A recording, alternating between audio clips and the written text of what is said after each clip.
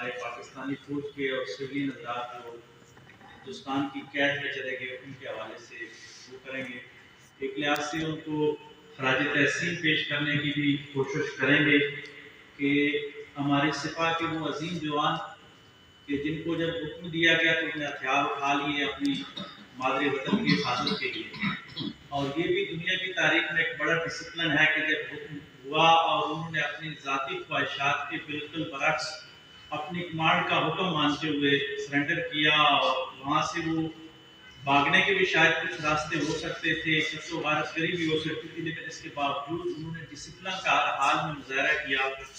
اور ہندوستان کی قید میں چلے گئے. لیکن وہاں پہ کیا بیتی اس حوالے سے آج کا یہ پروگرام ہے, ہم گفتگو کریں گے. 16 دسمبر کی صبح پاک فوج کے کرنل کچھ سینئر افسران کے ہمراہ ڈھاکہ ایئرپورٹ پر بھارتی ایسٹرن کمانڈ